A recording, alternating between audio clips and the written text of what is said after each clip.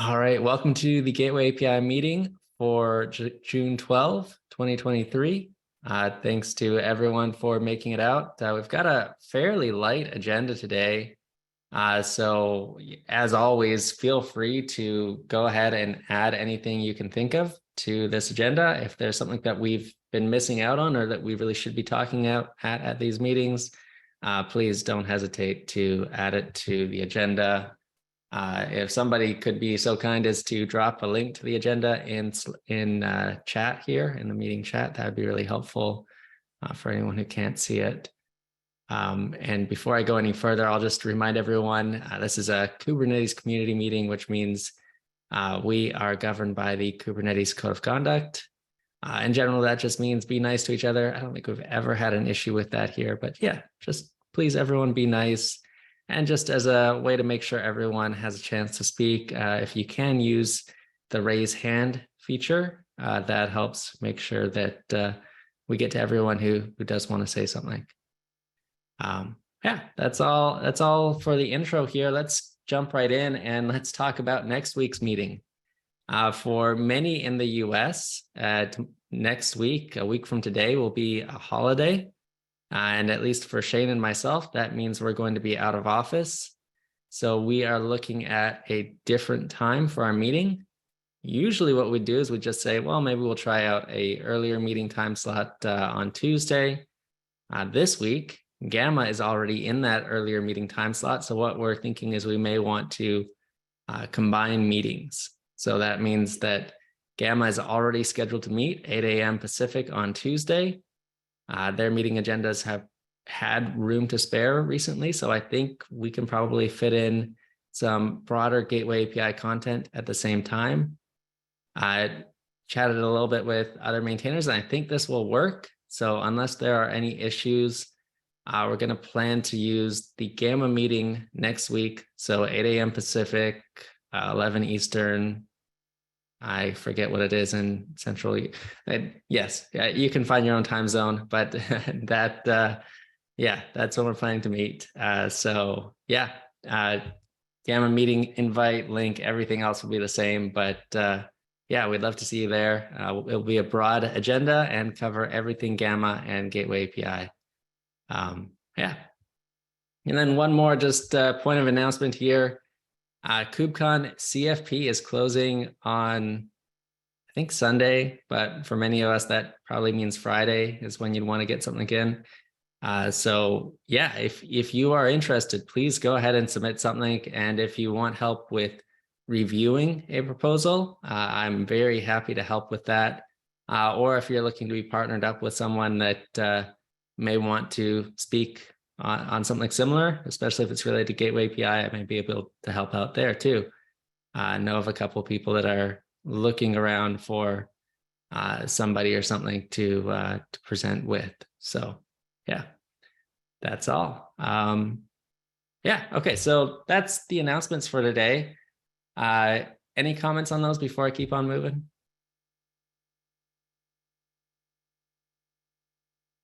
Cool, all right. The very next thing, Shane, I know you had to dial in, so I don't know how much you can see here, but I added this thing that you had in the next up thing about kind of the tweaks you'd made to the GEP process. I don't know if you're in a place where you can talk about those or if it'd be better for me to.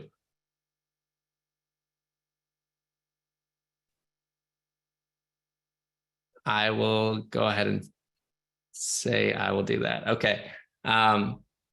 Yeah, for Shane's having some technical difficulties with computer at this moment. So yeah, we'll see. I think he'll be able to be partially online for this meeting. But there's two series of changes to the GET process that I think are worth highlighting here. The first one here is that we're adding a, if the word experimental didn't already provide connotations of instability, now we're adding an additional term here that's probationary, which is really trying to communicate that whatever is here is subject to future removal and changes, breaking changes, etc. And really the goal here, and Shane can probably correct me somehow, or Nick or Flynn, a variety of people were involved in these changes. But we've seen with some gaps, and this was largely inspired by policy attachment, that the natural state of gaps is once they get merged, especially once they get to experimental and are somehow usable, they kind of just sit, and there's not anything that forces us to come back through and look and revisit and decide, should we improve this? Should we remove it? You know, what should we do here? So the idea of a probationary period is, as a gap is graduating to experimental. So experimental in this terminology means that this is something that's actually going to get released. It's going to be in our experimental set of CRDs. We are going to add some kind of timeline as part of the graduation criteria to even get to experimental, where we say whoever is proposing the gap needs to say, this needs to meet this set of criteria by this time. And if it doesn't, we'll revisit and either grant a one-off exception or just remove and roll back this change. So that's a pretty significant thing, but it's really almost mirroring some things that happen in upstream after upstream Kubernetes kind of dealt with this perma beta state, where they've also tried to say, okay, if you are not able to move this forward within X number of releases, we need to just roll it back. We can't have things stuck in this intermediate experimental state for too long. And that's really what we're trying to do here. This is what you're seeing in this diff, is that this is not intended to apply to any existing gaps. We're not trying to change the process or what people signed up for the things that already exist, but we are trying to avoid this kind of thing for future gaps going forward. So yeah, that's a high level idea of the changes that we're getting in here. I don't know if anyone else wants to jump in with clarifications, questions, whatever, but yeah, open to more discussion. Yeah, I think that the policy attachment was a good example here, where not only did we sort of have a process problem that we're fixing here, but we also I think we accidentally gave policy attachment a slightly more status than it should have got early on, in that we had another document that sort of laid out the details about policy attachment that wasn't clearly marked as experimental. So, I mean, that's a lesson learned and as part of, working on an update to the policy attachment docs, and I'll be actually stripping that page back to basically just say, go and read the GEP. Yeah, this page is now mostly stale. But yeah, so the idea here is to stop that sort of thing from happening again, and to learn from what's happened in upstream about perma beta. And Rob knows all about ingress. V on beta 1 being sort of stuck around for way too long. And we don't want to have that happen again. Having it happen once is bad enough. Yeah, well said. So yeah, we linked to this in the agenda as well. So if you have any questions, don't hesitate. This came through as a PR from Shane. I think a few people reviewed it. But yeah, this is just really, again, trying to prevent that kind of state of perma beta, perma experimental is a mouthful, but whatever that is.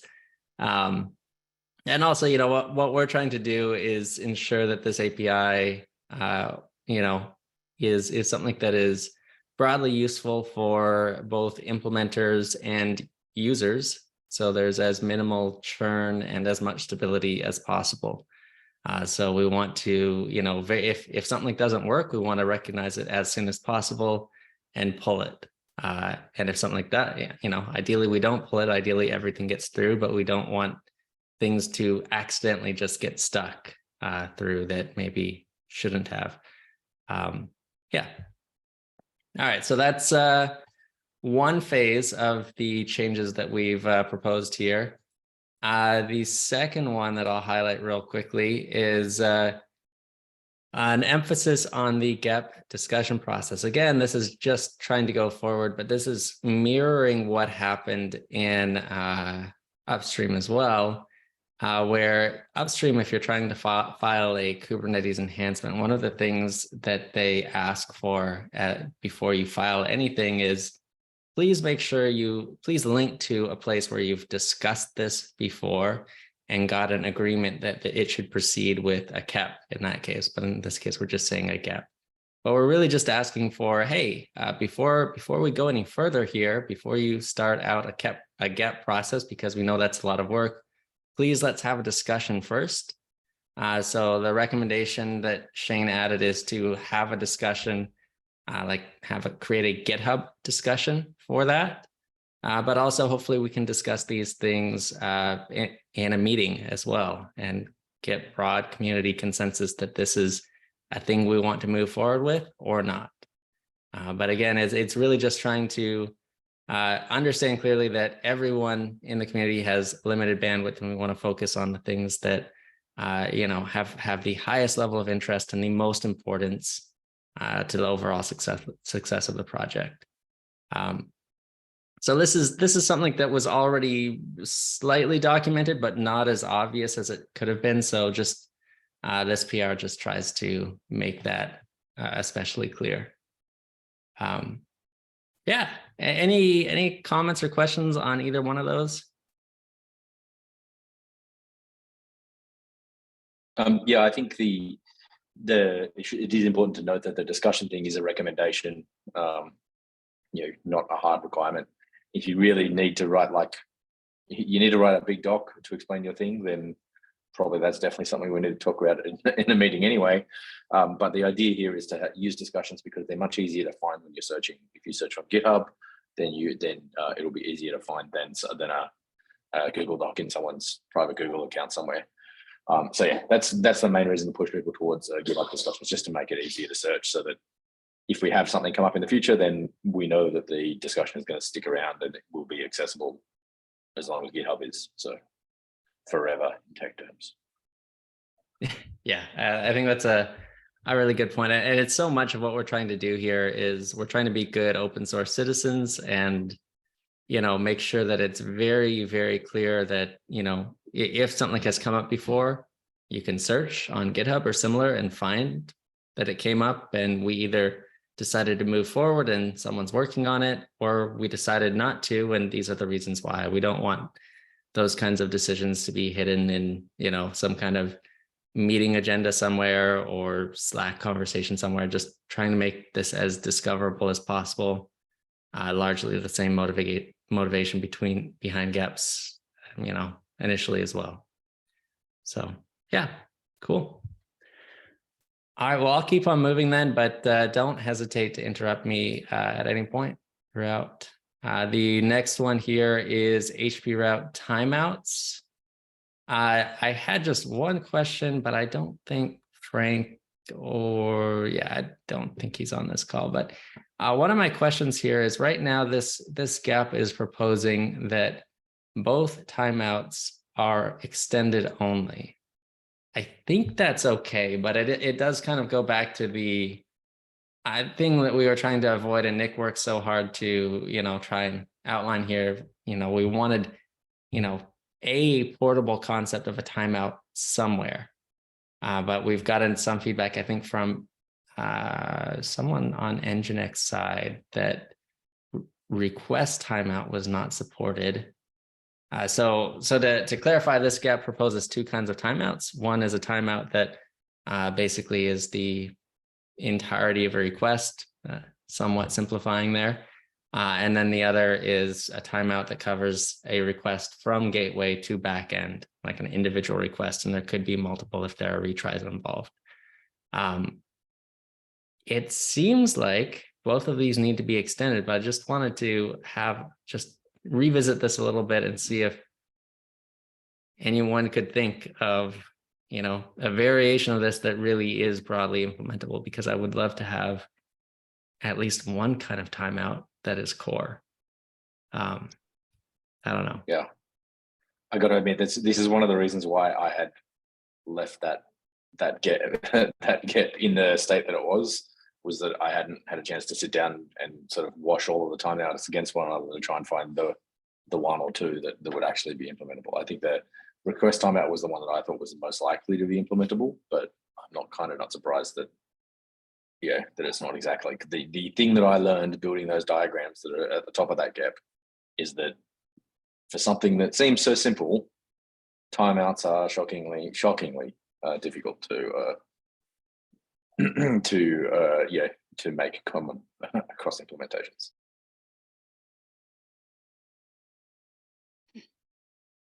Yeah, I think, oh, Candice, go ahead. Oh, sorry.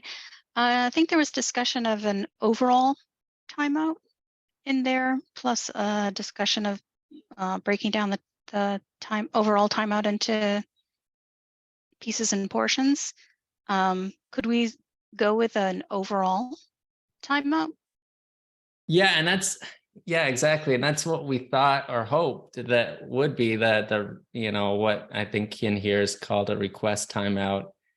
We were hoping, well, surely this is generic enough that it can be broadly implemented, but it sounds like that is not a concept that is easy to represent or possible to represent in Nginx. So my understanding of Nginx config is that you get little chunks that you can configure as timeout, but not one end-to-end thing. So yeah, that's where the difficulty would lie. Yeah. Thank you. Thanks, Okay. Yeah. So the request timeout as it's defined in the GEP at the moment is the time from when the request sort of starts, for a given value of starts, to when the response is returned and the request is finished. Like the response from the back end is returned. So it actually includes the other timeout is the back end timeout, which is the time that it takes for the request to be sent to the back end and the back end to respond. So the request timeout currently includes the back end timeout. The problem, one I had considered earlier as well, Candice, doing something about sort of saying, building umbrellas or something like that. But because everyone starts and stops their timeouts in a different place, it's quite difficult. It's surprisingly difficult to find a spot that everyone is going to be able to cover. Vinod.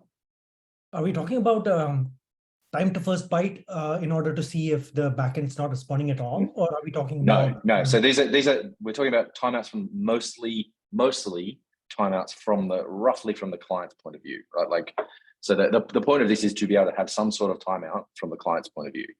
But the problem is that exactly where that timeout starts and finishes is different across pretty much every implementation. So the request timeout is intended to be, the timeout from when roughly when the request sort of is finished arriving at the proxy to when the response is finished returning and has been sent back to the client, like roughly. But the problem is that everybody starts and stops these things at slightly different things. Some are like under first byte, some are when the headers are completed, some are when the full incoming request is completed, and then others finish the timeout at different times as well. Like when you've sent the entire request to the back end, when the back end has fully returned a response, when the back end has returned just the headers, there's lots of different ways you can slice this cake, and everyone seems to have opinions and do it differently. The other angle on this is the security angle. If you're streaming through a very slow request or a very slow response, you could hold on to a connection much longer than it needs to be. So from a client's perspective, So I mean, all of those have good reasons to exist, but this is one of the reasons why I hadn't done this either, is because I was like, oh, this is really hard and I need a lot of mental bandwidth to go and do this washing thing. So I really appreciate Frank putting all the effort into building this. But I think we've run up against the thing that I was worried we're going to run up against, which is commonality and portability. So I guess the question for everyone to think about, and this is particularly important for people who are maintainers of an implementation, is for the maintainers of the implementation to sort of come on here and have a look at the definitions and say, for example, my implementation uses Envoy, we're good here, right? Like, because Envoy can do a request timeout, or my implementation uses Nginx, we can't, or my implementation uses our own proxy and it has slightly different timeouts. Or if I haven't included a flow diagram of the timeouts in your proxy, please feel free to PR that in a separate PR so that we can have all the flow diagrams. Rob, if you could go to the actual published version of 1742 on the website, or even just the deploy preview. Yeah.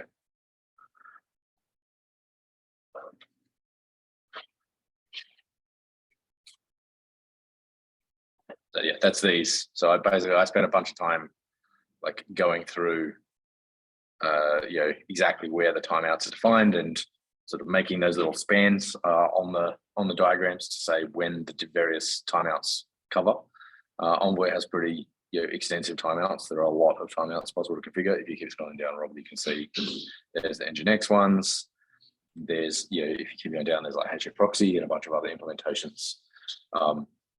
So I think that it's we think we had talked a bit about request timeout being the most likely candidate, but it really feels like this is one where the API looks fine. There's no problems with the API itself. It's like we need to decide, what are we trying to achieve here? Do we want only extended timeouts, or are we trying to like find an actual common denominator here that will make actual portable config, which I think is what we really should be aiming for.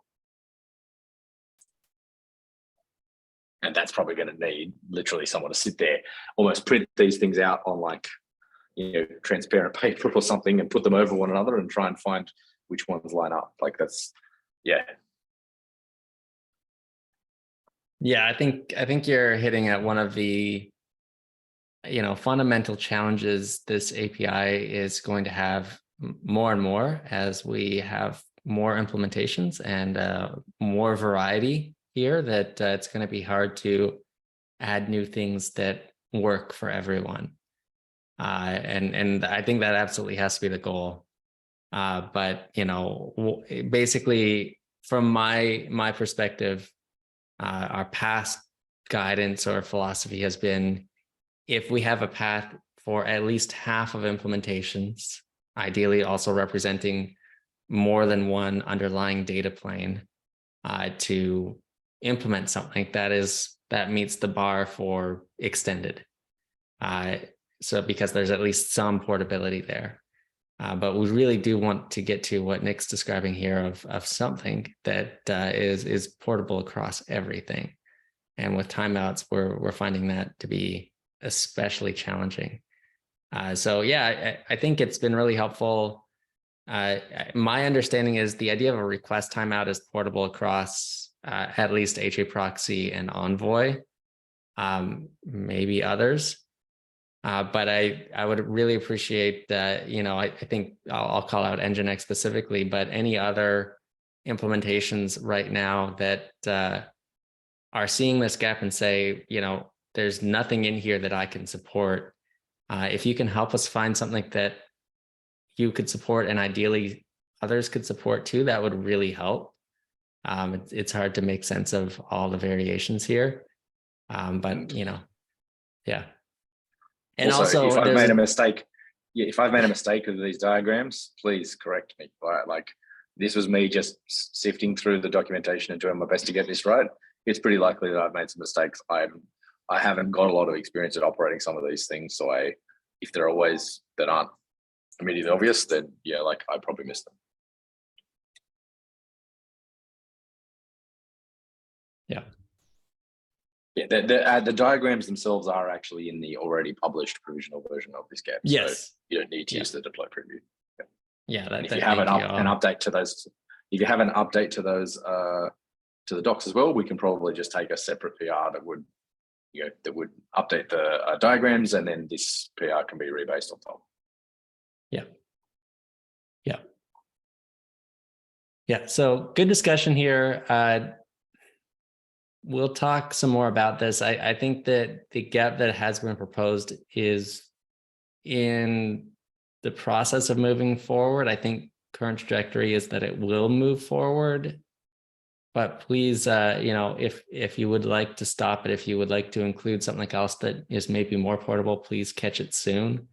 But, timeouts have been one of the most requested features in this API and such a huge gap for so long that I think, we're going to have to get something in sometime soon. Yeah. Okay, that's timeouts. Great discussion there. Thank you, everyone. Yeah, please follow up on the PR and or add suggestions, clarify our existing charts, whatever you can do to help us move forward there. Next up, I think Candace, you added something. Is this TLS to backend? Yes, it is. So I have been working on a document to fill out the API implementation for this GEP, and bounced it off of Rob and Nick. And so the idea is that there will be an object, which is actually a direct policy attachment applied to service, which will represent the client cert settings used in the TLS handshake from the gateway to the back end. And we've been talking about this for a while, but this is something that has a little bit of background already in some of our existing GEPs, at least as an example. And the question that Rob had about this, we had originally written this up as a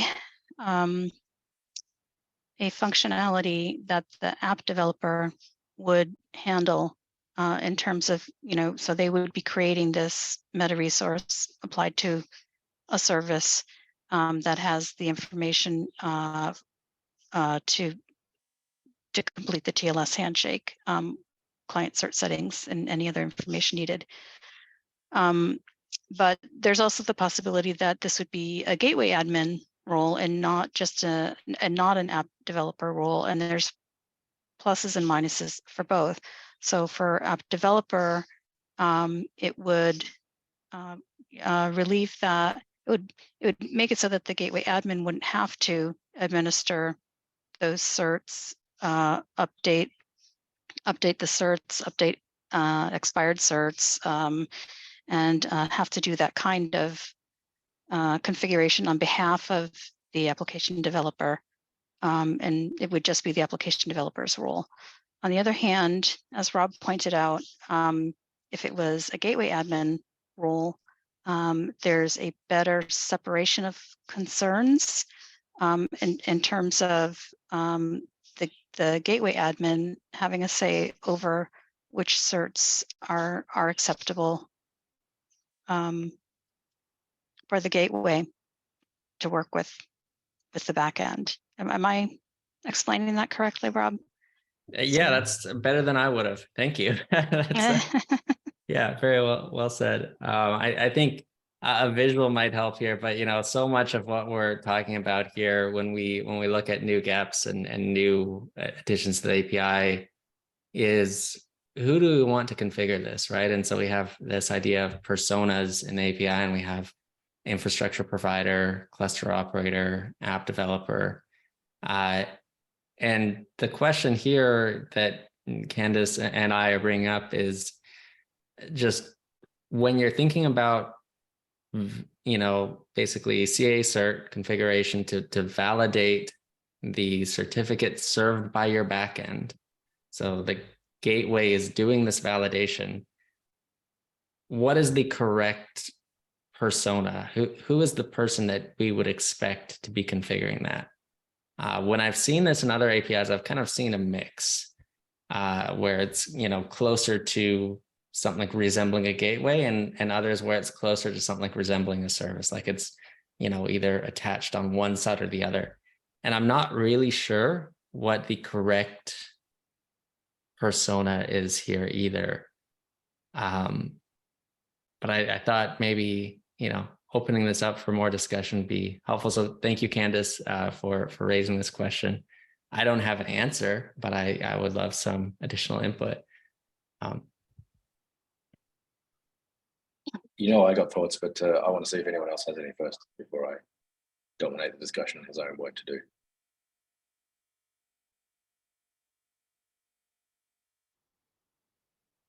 I could go either way, and would defer to you guys. We don't have an implementation that we're working on where we have an integration that we work with. It's just this is a feature that we need.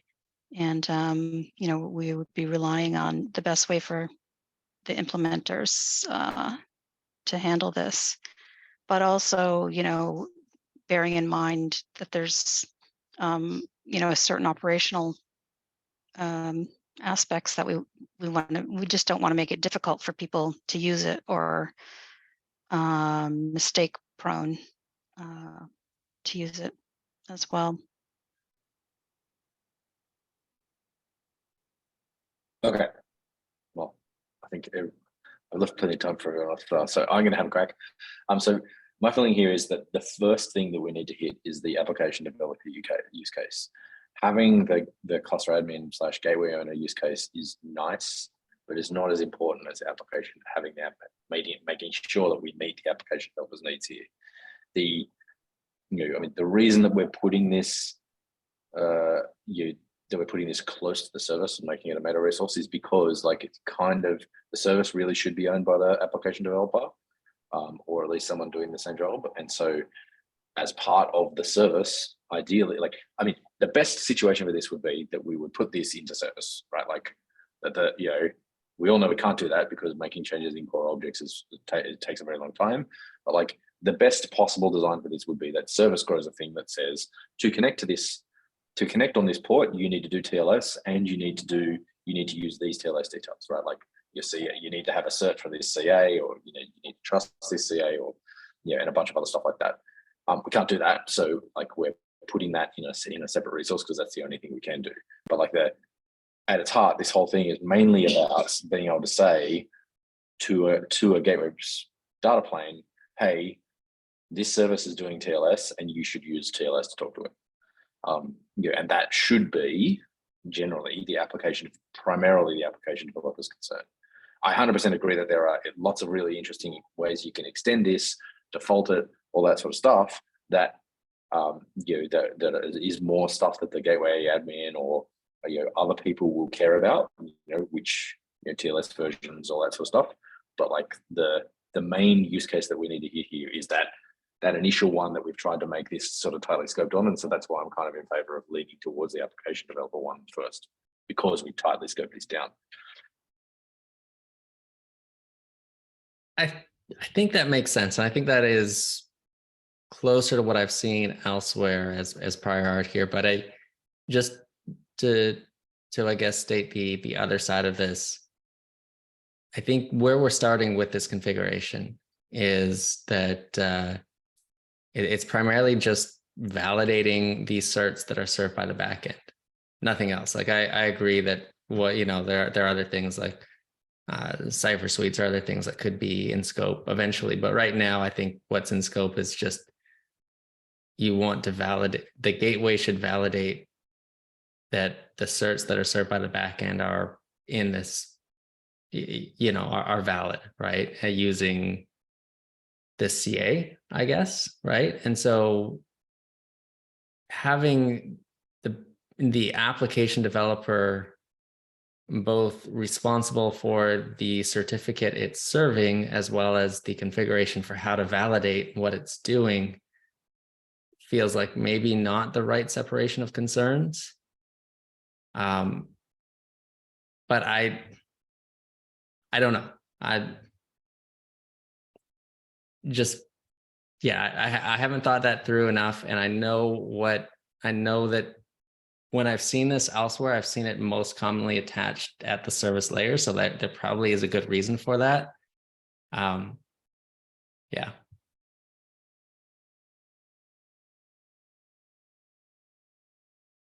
But yeah, I don't want to waste too much time on this. Thank you for raising this. I am very, very excited to see this in GEP form, and maybe and also would encourage anyone who has an opinion on what persona this belongs to comment on. I guess this will probably turn into an update to the existing GEP fairly soon, and we can comment a bit more there. I think what Candace has been working on right now is kind of a policy, and so a policy really could be owned by either persona. I think a policy, the joys of a policy is it's a little bit more flexible which persona you grant access to, so that may kind of resolve this anyways. Yeah, just thank you a million times over, Candace, for taking this one on. I know it's been a rather complicated one to get through. Yeah. Oh, thank you. Yeah, cool. All right. Yeah, well, thank you. And I think that brings us to triage. Yeah, okay. So first up, very related to that is what Candace is talking about is there's a lot of things that are kind of circulating here. But this is client cert validation from client to gateway. So as opposed to what Candace was just talking about of gateway to backend, Arco has an initial gap that he started just 2 weeks ago or thereabouts. He's unfortunately not able to make it to today's meeting, but this is kind of following our original suggestions of just, start with a provisional gap and agree on goals and non-goals. So this is also a really helpful time to try and gauge interest level and see who would be interested in implementing or contributing to this. Right now, he's really just defined a single goal and non-goal at this point. I think the scope of this is fairly small, but he's really just looking for some initial feedback.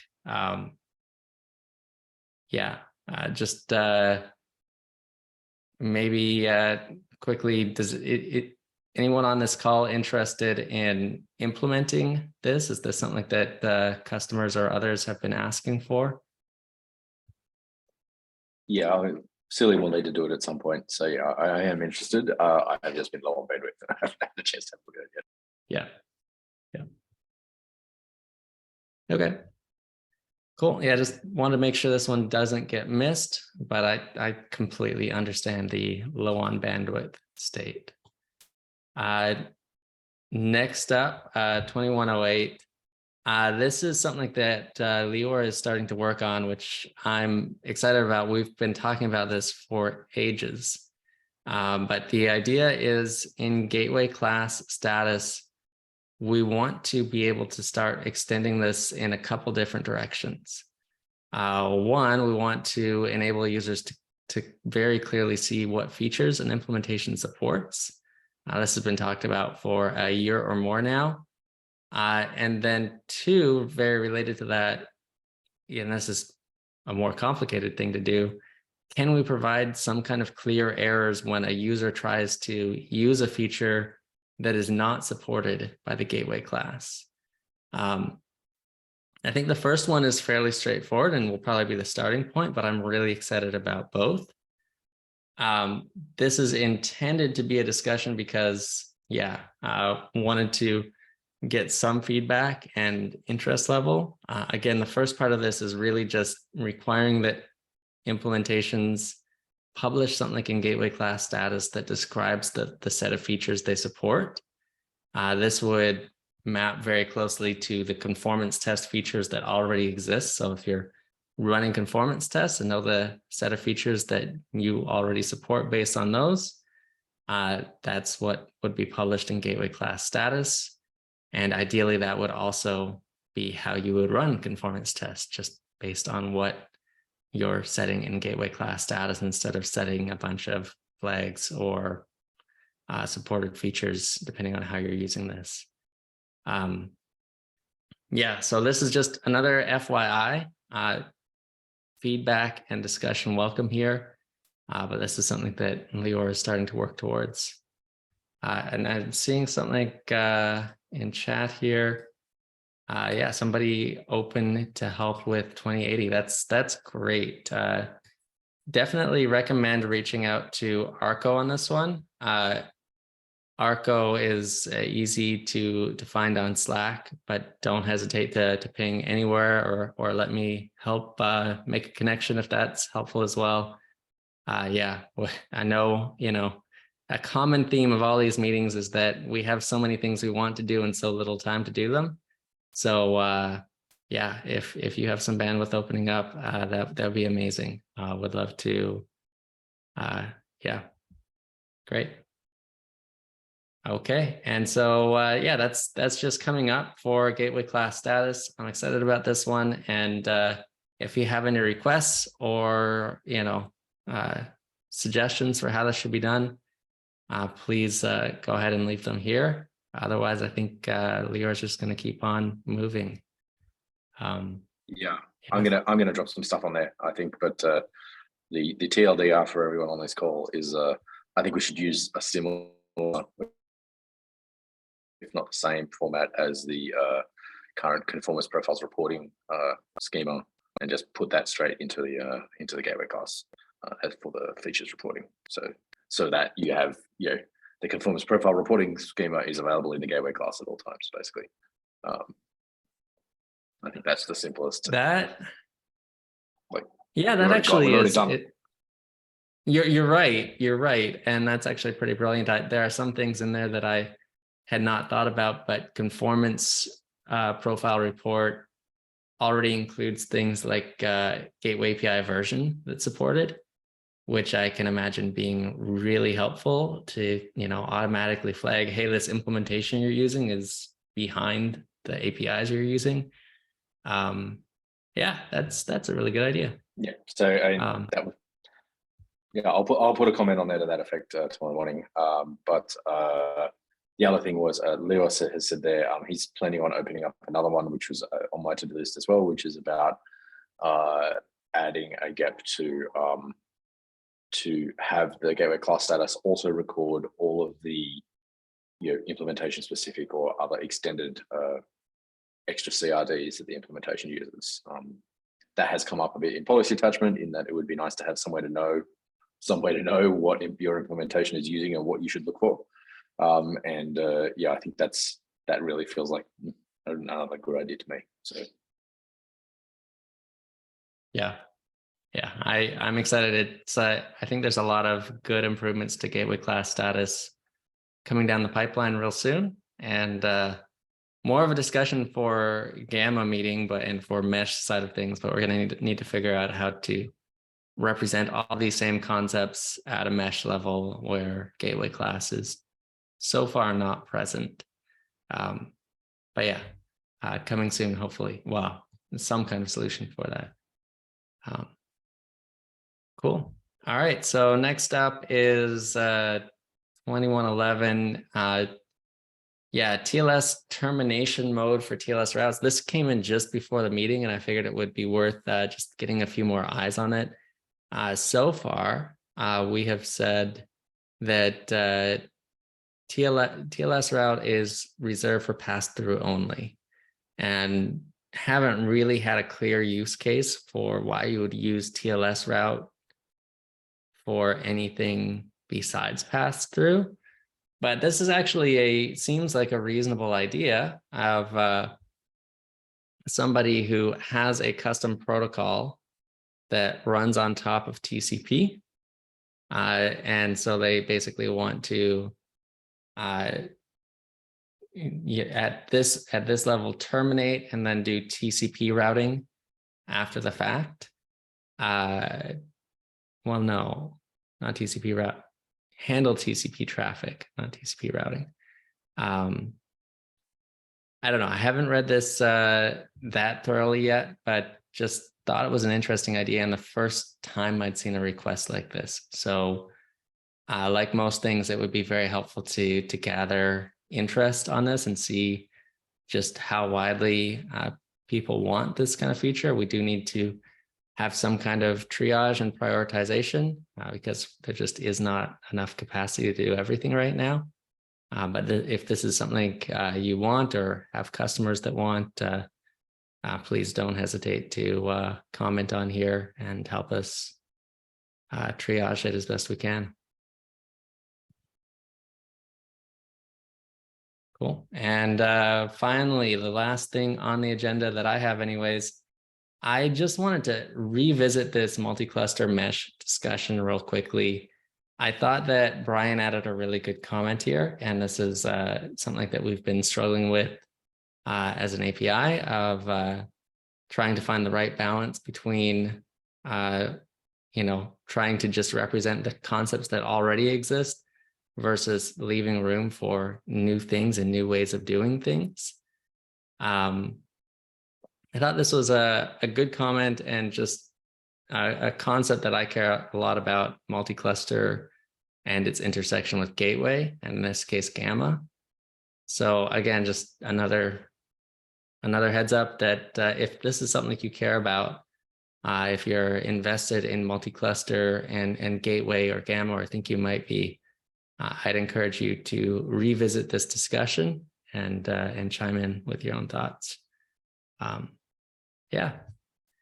Okay, so that's all I've got for today. Any last things before we call it the meeting? Cool. All right. Well, we're going to see everyone a little bit later next week. So we're going to meet on Tuesday at 8 a.m. Pacific. I'll cancel our meeting note and just our meeting time and send a note out that we're using the Gamma meeting for everything. And with that, thanks everyone for making it, and hopefully we'll see many of you next week. Have a good one. Bye.